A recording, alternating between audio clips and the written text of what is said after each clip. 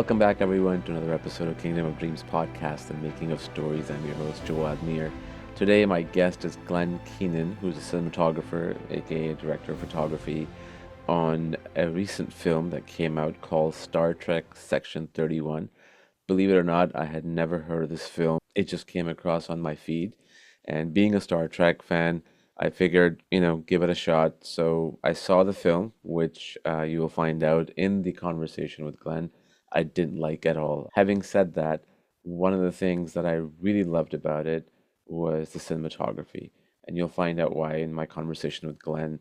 We talked about lenses, we talked about camera that was used, we talked about lighting, how that serves the story, and everything else that goes around with it. So without further ado, here's my conversation with Glen Keenan for Star Trek Section 31. Thank you, man, for joining. I appreciate it to talk about Star Trek Section 31. Yeah, good to have you. Yeah, it's good to be here. I got the invitation and I went to your website and had a poke around, and I saw two names that I recognized: Sal Totino, who I worked with on Cinderella Man. I did his second unit, Yeah. and Baz, who I know indirectly through people. So um, I thought, well, okay, I got to talk to this guy. Got to do it. He's got good taste. Yeah, I went to IMDb this morning again, and I saw that second unit credit that you had with the Sal for Cinderella Man. But yeah, look, I'll be very straight up. Um, I didn't even know anything about Star Trek. Like I'm 30, Section 31. Like I'm not. I wouldn't consider myself a Star Trek nerd, but I grew up with Next Generation, Deep Space Sure. Nine, Voyager. Obviously the films. I didn't even know this existed until like we reached out to you or to your Okay. agent, and so I began watching it, and I will tell you very flat out, I love the cinematography. Absolutely love the cinematography. One of the things that I've been talking to my cinematographer about as well for the last few years when we talk about films is the desaturation of image in a lot of Right. films nowadays. And I'm so tired of that. And so when I saw, Yeah. all the colors, the vibrant, the popping out, it really put a smile on my face. I'll be honest, I didn't like the film at all. We're not going to That's talk about okay. the film. That's let's not talk about that part. Yeah, we're not going to talk about that. But I do want to talk about your work. But before we do, I would love to know your backstory as to how you got into cinematography. Are you a Torontonian? Yeah, just dive into that. Sure. I suppose you could say I was one of the lucky ones. I went to art college right after high school, and through that experience, I discovered cinematography. So at 18 years old, I said, "Okay, I'm going to be a cinematographer." And one of the first books I read was called Masters of Light, which is sort of a classic 70s book with Conrad Hall, Storaro, Gordon Mm, Willis. And I just, this is before the internet. There was no real way to know what this was. So I dived into as many books as I could. And I remember going to the local bookstore, and they had in their magazine section near motorcycles and guns and whatever it was out in Alberta, was an ASC, the American Cinematographer magazine. And I remember picking it up and going, well, if they got a magazine, this must be like a real thing, being a mm, cinematographer. So I changed gears and I went to film school out in Toronto. I went to Sheridan and basically tried to pursue this career since I was 19 years old. And fortunately, by the time I was 25, I had an agent and I was shooting music videos and commercials sort of around the world for about 15 years. I did the commercial side of things. So in a way, kind of self-taught, but through my art background, I think that was key for me because I learned that as the human beings tried to develop ways to communicate, art was one of the first ways that it sort of happened, just communication. And there's a lot of history there. There is thousands of years of image making. So I really got sucked into the idea that maybe my edge as a cinematographer is going to be the understanding of these basic fundamentals of art, and the way that 3D perspective was not a given until sort of early Renaissance. Oh, we can actually draw in perspective. This is interesting. So there were these little mini technology breakthroughs, and I found that fascinating. So I've tried to sort of approach this craft in an artful way. I've never really learned it as a technician. I've always learned it as the really what it is it's trying to go through this incredibly hard process of making images on a film set, which it's not an easy world. It's challenging. It's full of things that are difficult.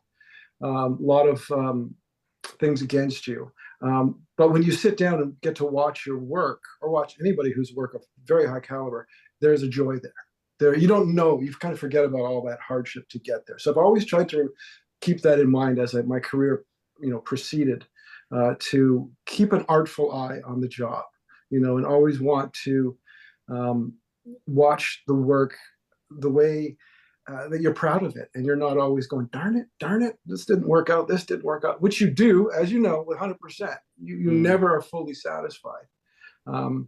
I had a conversation with a colleague of mine who was my focus puller, and he went off to shoot something on his own time, just wanted to do it, wanted to try that. And he came back, and I looked him dead in the eye, and I said, so what was it like being constantly disappointed? And he sort of like gave me a big, like, oh yeah, that's the feeling you get. You get that feeling of okay, there's so many things against you to pull off an image. And when you see, if it's your work, you can see where you did right, see where you did wrong. But when you see the really powerful work that exists in the world, you really have an appreciation for the ability to get that. It's not easy. And I think one of the lessons I have to remind friends who aren't in our business is, I know you didn't like that movie. I know this didn't, you hated that one and you really didn't like that, but it's hard to make good work. It is exceptionally, exceptionally hard to be a part of a big project that could be good, or a small project that is great. It's not that easy to do. So mindful of all that, I decided I was going to get into the business. I did the commercial thing, and just got, some good breaks. I ended up getting that second unit with Sal, and I did a bunch of second units as a DP. And then the industry kind of flipped a little bit. 2008, if you recall, we had the housing crisis and the advent of the internet, and all of a sudden commercials were, I wouldn't say drying up, but evolving. They wanted content for the internet, and they didn't want it the same way they wanted for broadcast, so it kind of changed. And I had been in it for a while, and I thought, well, I need to sort of look elsewhere. And I got lucky enough to get on a show called Nikita, which was the reboot with Maggie Q. And that was my first real foray into episodics. I'd never done it before. And that was a very challenging show. And I learned a ton. And I really cut my teeth on that. And I did that for 3 years.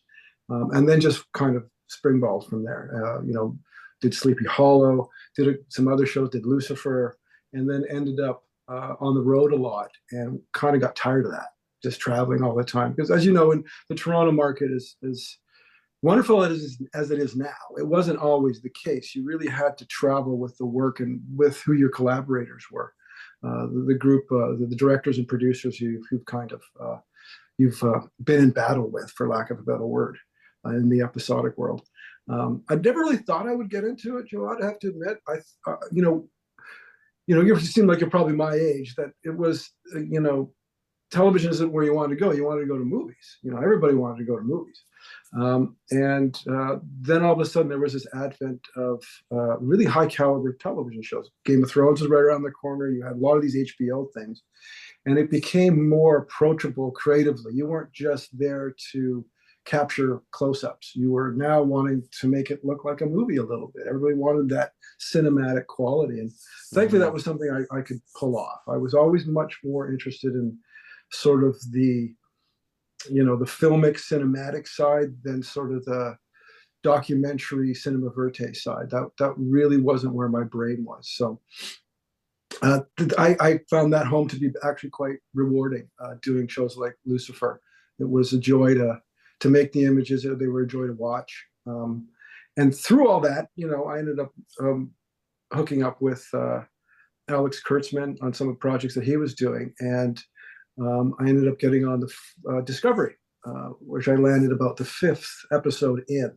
They were looking for somebody, and I was in between gigs, and it all just sort of worked out. And they haven't let me go since. So I've been doing Star Trek for about 10 years now, almost. Well, I guess 8 years, really.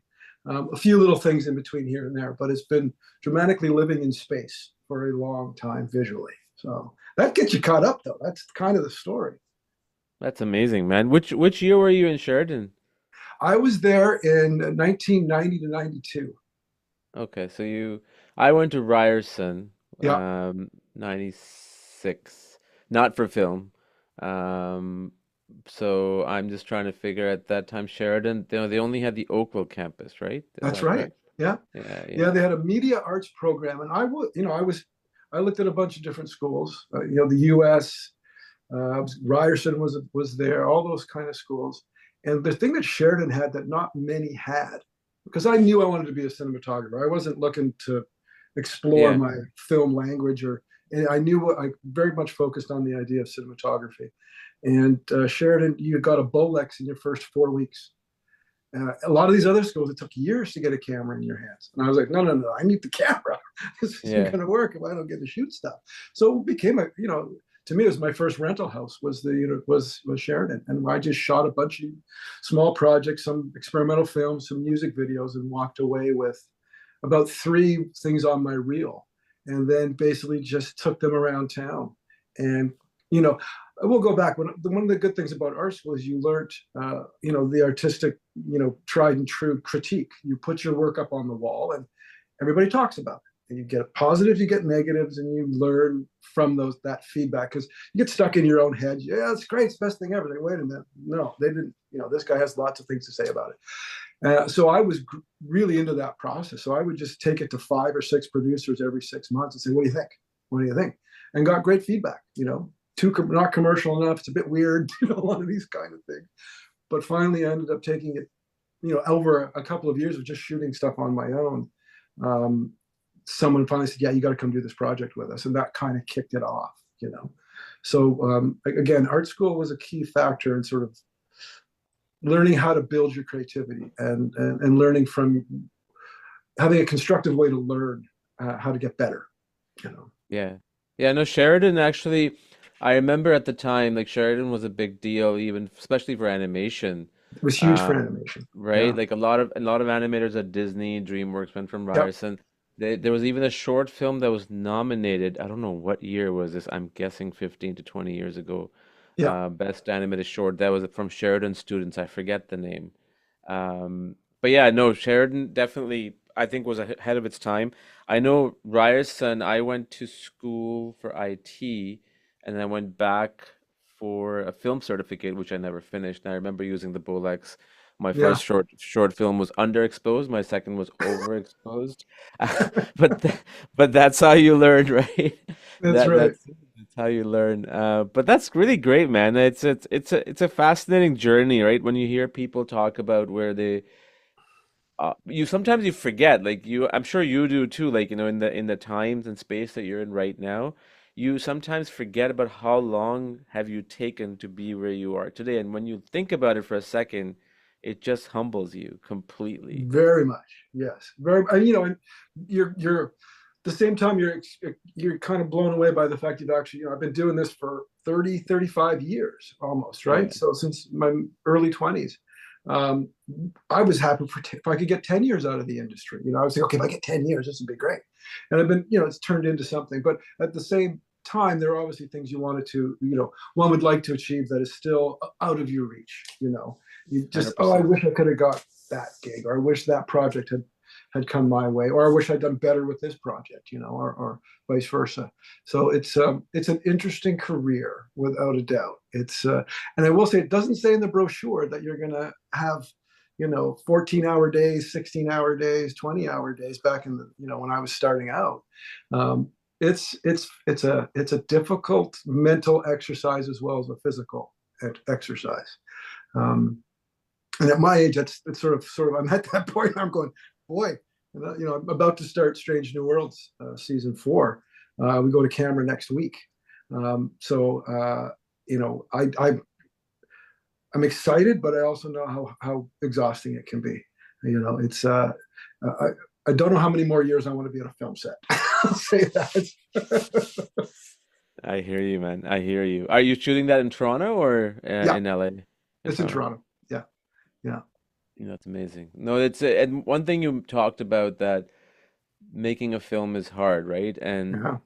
nobody sets out to make a bad film, Nobody does. right? Nobody does. And there's so many things that happen. It may not even be at the production level or script level. It could be at the studio level, the executive, the team, the marketing, everything, every little thing plays a big part. Yeah. And then egos clashes, and there's all those things.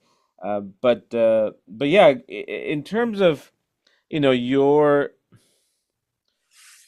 work on Star Trek, Section 31, in terms of the cameras, in terms of lighting, anything that you can pick up scene-wise or just in general that you want to talk about, the lens selection.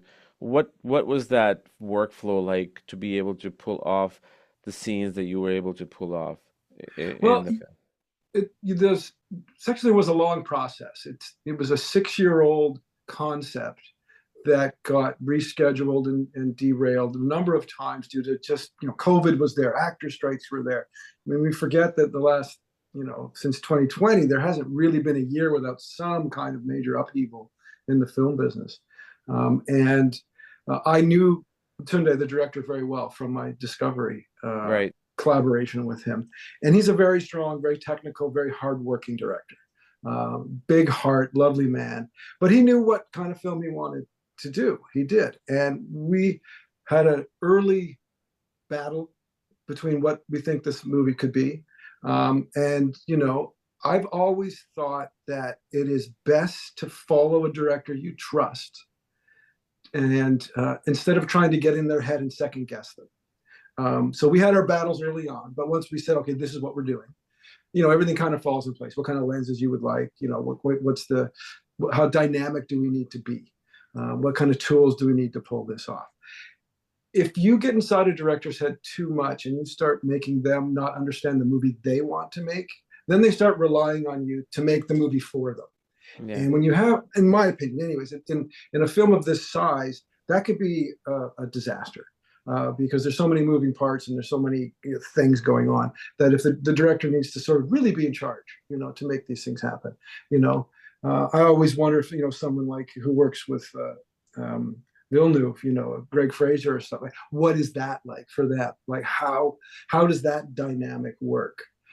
Because that stuff is just gorgeous. I mean, it's just there isn't a bad frame in there. Greg did his part, and Villeneuve did his part, right? So when you get that moment together, that's when film really is a true force. So I've always tried to get to find what the director needs, get on board with that concept, whether it's my bag or not. Get on board with it and do what I need to do to help them make a successful movie. In this case, the lenses were driven by the director, the shot, a lot of the sequences, the action sequences driven by the director. I would, basically be taking his ideas, executing them, and trying to make them look like something I wanted them to look like. And sometimes easier than not. I mean, we had some really nice sequences at the opening of the film, Yeah. where we had the hammer on the anvil, and we knew we wanted that shot. We were like, okay, we could be here, and we'll have this going on, and the sun we know is going to be right there. We just got to be ready for it. It's going to be super early in the morning, and we get there. The sun is up. There's no clouds, or it's about to rise. We're in position. I got 3 cameras going. We're ready, and the actor's not ready, and the actor's still not ready, and the actor's still not ready. Now the sun is out of the shot. So we had to come back the next morning and just make a special for that shot because we were heartbroken we couldn't get it. And thankfully, the sun came up 2 days in a row. As you know, in Toronto, you get this marine haze all the time. You either get it, you can get it at the end of the day or the beginning of the day. But the fact that we were able to, and kudos to the director, he didn't give up on it. He said, "You got to bring the guy back. We got to do it tomorrow. It's too important of a sequence." And that's when that collaboration really works. Like it was important to him. He knew it was important to me, and we were able to pull it off. And there was another sequence at the end of the evening. So we had sunrise and sunset situations in that sequence, and we had 2 of each. We had 2 sunrises and 2 sunsets. We had 2 days, and there's our young Giorgio on top of the hill, standing in front of the sun, and we had, he had conceived this shot, and we really needed the sun. If the sun wasn't there, I had a gag. I had this big light rig set up that would blow out the lens, and it would look kind of like a sun, sort of a fake. And we got the sun, and all of a sudden I was like, oh my god, pull the fake thing out of here and let's just shoot it. We shot it natural, and the actress nailed it, and it looked beautiful. Blah blah blah. Pulled away. There's the sun and a flare. It was great. So, but instead of not using that rig, we had this sequence, all those black flashback sequences. Mm-hmm. So we knew we needed something for that sequence, and I had pitched the director, well, we could do it in front of this light. It'll be all crazy, and we'll use some crazy filters, and we'll do all this stuff. And that's what we ended up doing. Instead of the original design of that light was for another reason, but we used it for a separate reason that was absolutely fabulous. Really, that was one of my favorite moments, when you have those moments when you're working, that you stumble upon, you think it's going to be good, but then you realize in the edit how good it really was. It's sort of like, wow, that's it's just a visual breath in the show. It looks beautiful, it's emotional, it's got some, you're not bored to look at it at any time that it's in the cut. So that was all within 2 days. Those real nice moments were right there. Fascinating. And that's one of the things I loved about the whole film, especially the opening. The production design was top notch. The Yeah, great. effects were top notch. The costumes were top. Like technically, it was just, Yeah. you know, everything was just spot on. I felt at least that much co- be able to sort of watch it through and just appreciate the visuals and all that. And that obviously is a testament to the director, right? Because he is holding the fort, making sure Yeah, that he could everything. let any of those things slide if he wanted to, right? And we don't really, again, unless you're the Roger Deakins of the world, right, who has just the ability to really convince this is what we must do. You're dealing with a lot of personalities, and as a cinematographer, you know, um, trying to help the director get his day against the studio. You've got to help them as much as you can. And if they fight, then you can fight. If they don't fight, then you really don't have Yeah, much of a fight. yeah, no, amazing. Were you guys using Red Camera? or yeah, No, this was the Alexa 35. Alexa 35? Yes, Alexa 35. which is a lovely camera. It was my first experience with it. On Strange New Worlds, we use the Alexa LF, and we have full frame photography, anamorphic, which I love.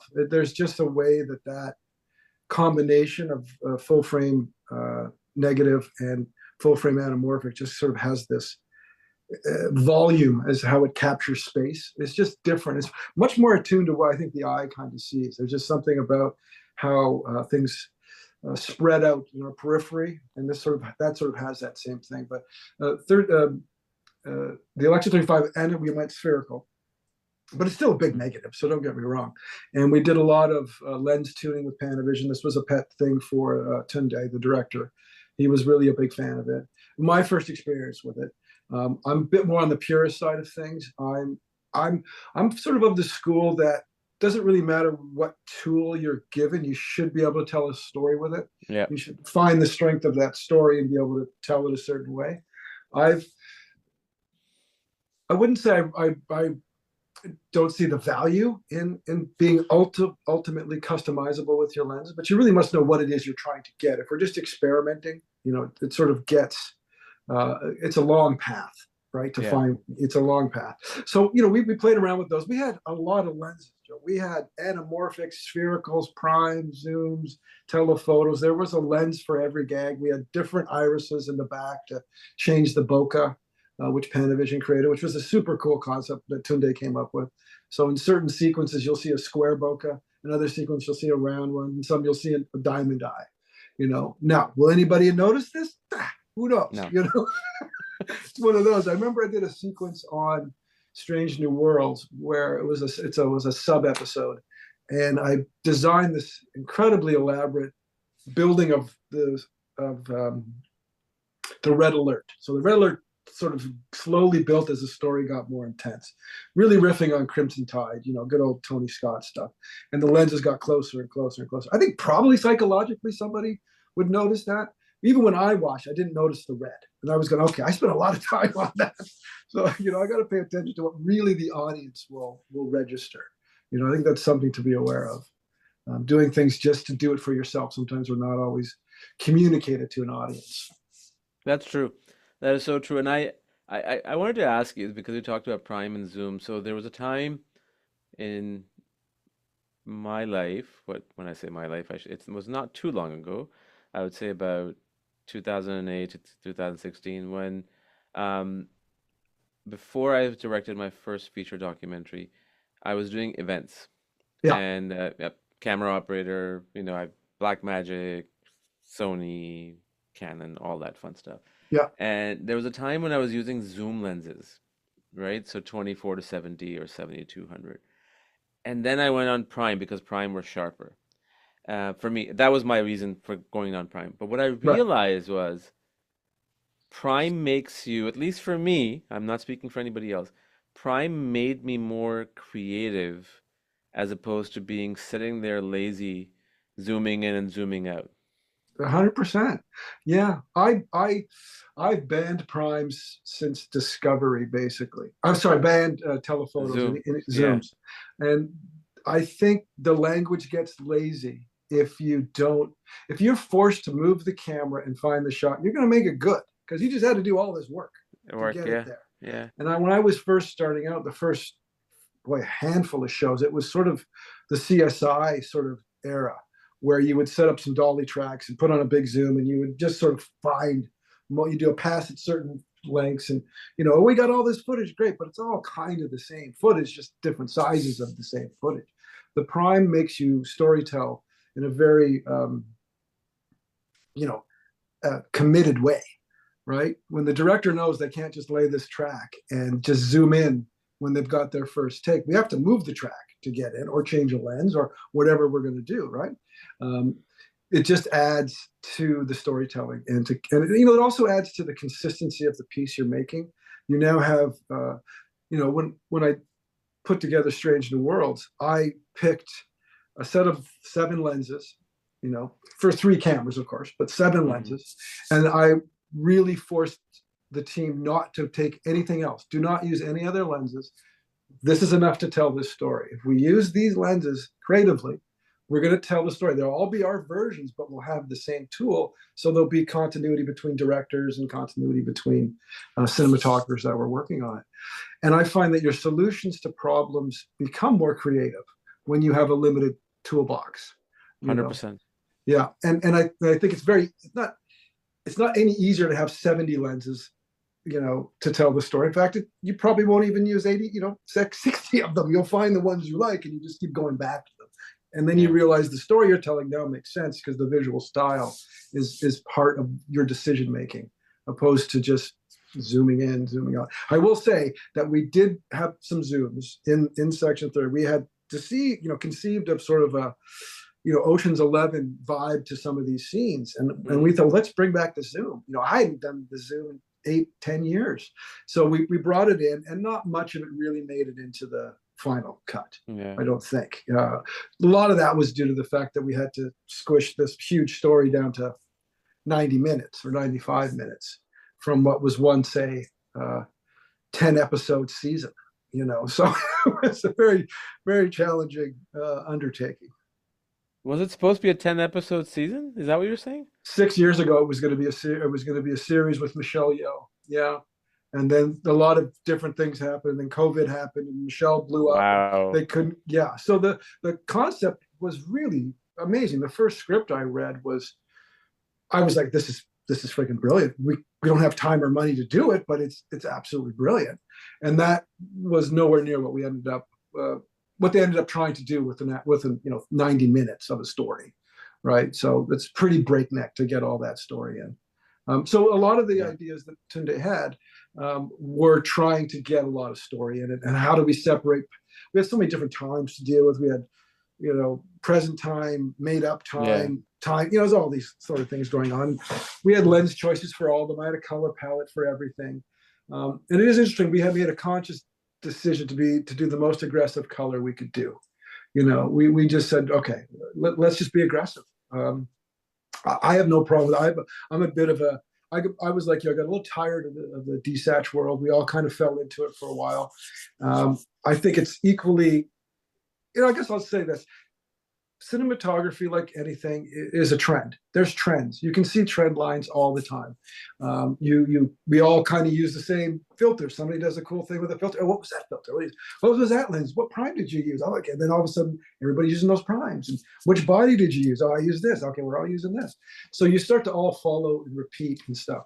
I, you know, I was trying to get to a place on this one where we didn't want to break it, because I think one of the things I always try to do is give the actors a world to live in that the audience will believe. And if I'm consistent enough at it, they'll believe the actors live in this world.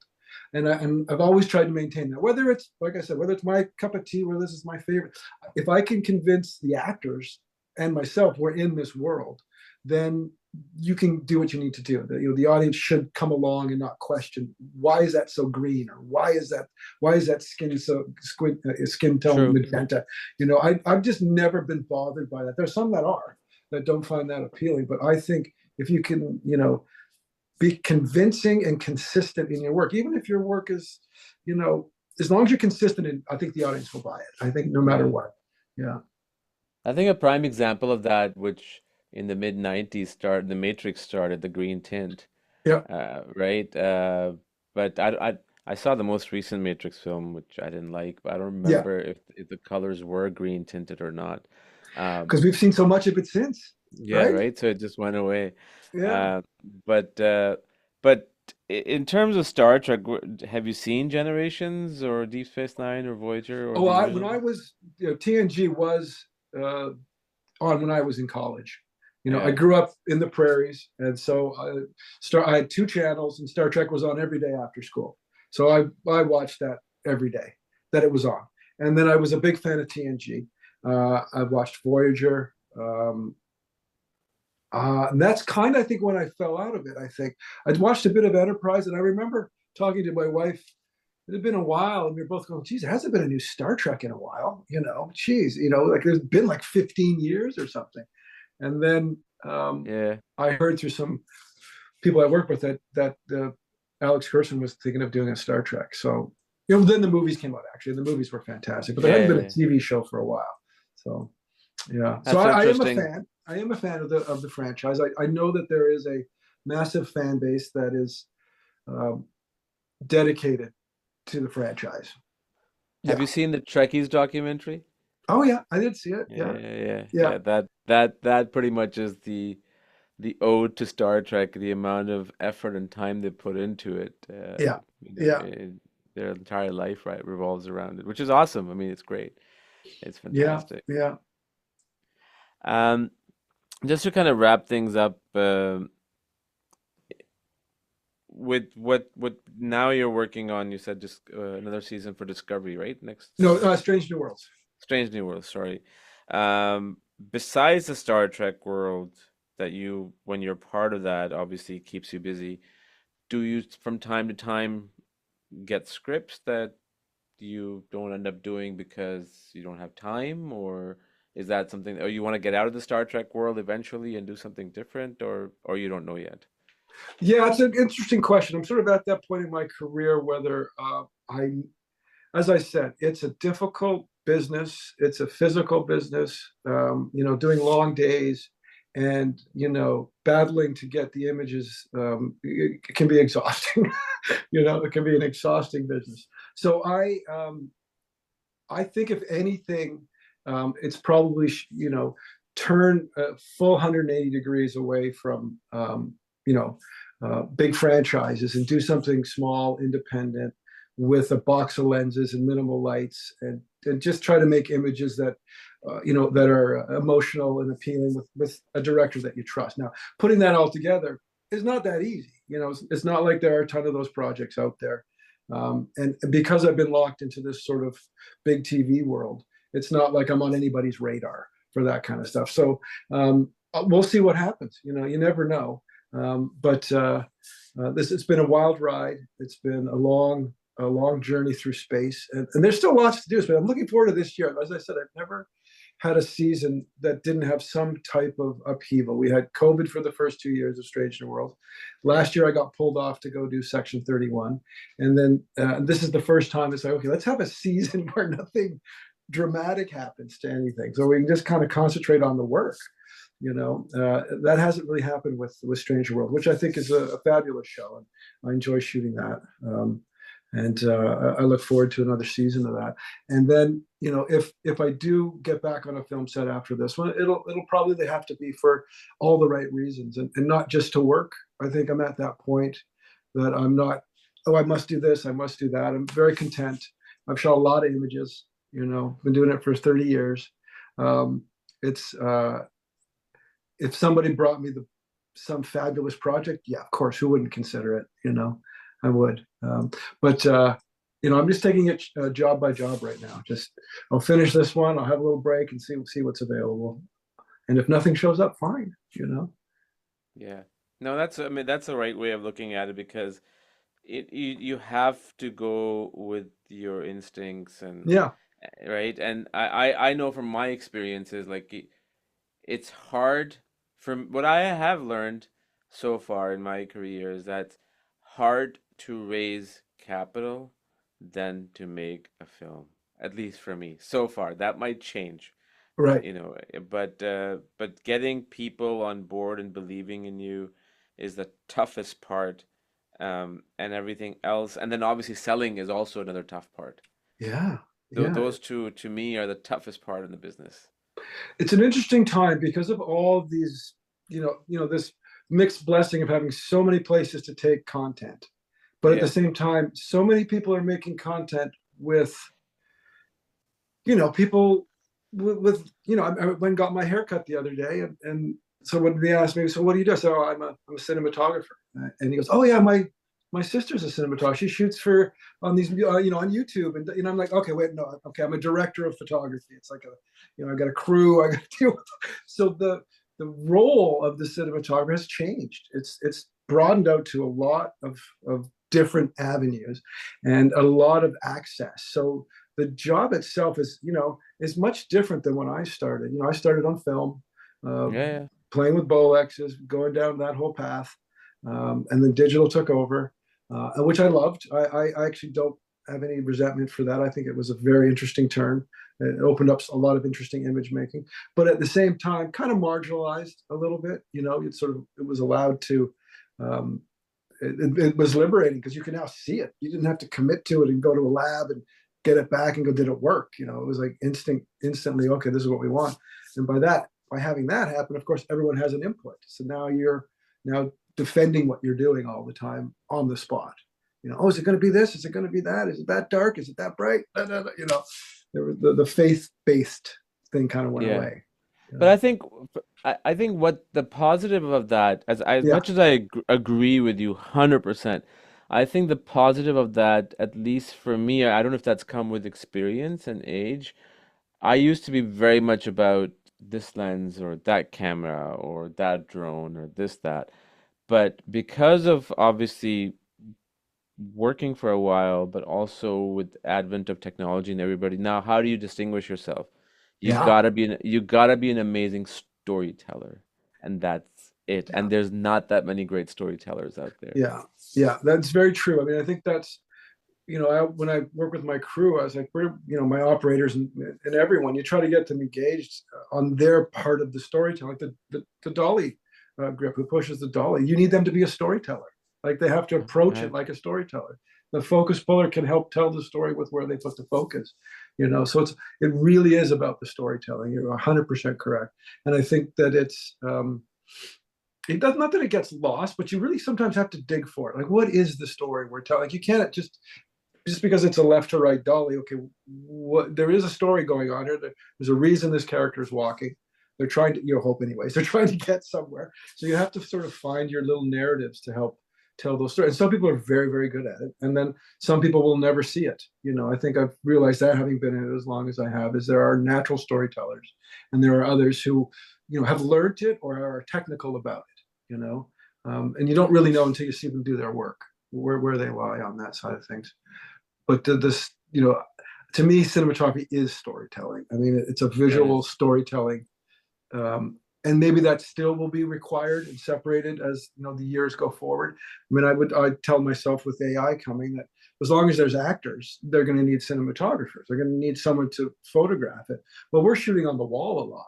It's a completely virtual environment, and we put Yeah. the actors in front of it, and so they're still there. But if you know this idea that you could basically dictate to an AI, okay, here's my favorite book, make this book into a movie, and I want Clint Eastwood as the star, and all of a sudden it spits it out. I mean, who knows if that's 100 years away, 200 years away? We're not sure. Is that possible? So I also think there is the flip where the more real something is, the more it connects to an audience. You have to make sure you ground these shows. And the more technology we have, that's one of the main mantras I have with my producers, is we need to ground it. And actually, Akiva Goldsmith, that's his main mantra. We need to ground the show. It can't just be technical mumbo jumbo. It needs to be grounded. Otherwise, we will lose some of what makes Star Trek uh, you know last so long. There is a humanistic grounding to the morals of the show, and trying to photograph that is a challenge. You need to sort of approach it that way. So I've always tried to keep it simple, let the storytelling come through, overwhelm the audience when you need to for a story, if it's a solar energy blast or some type of wacky nebula thing going on. But otherwise, just try to let the actors own the world that they're in and let them tell the story. And I had this interesting conversation. He was an operator for Tony Scott. He became a director, and he said to me, I did not take this the wrong way, although it could come off as a slight. He said to me, I don't care how well you light this shot. If I don't get a performance, there is no shot. And I was just like, interesting, interesting. So That I, is interesting. right. And I think he's absolutely correct. If the performance is bad, nobody cares how beautiful it is. So I took that as the challenge of, okay, I need to make sure my team and myself is ready. So when that actor unleashes some fabulous performance, we're ready and we capture it the right way. So that's always sort of been my mantra, was like, let's be ready. Let's make sure we don't blow it.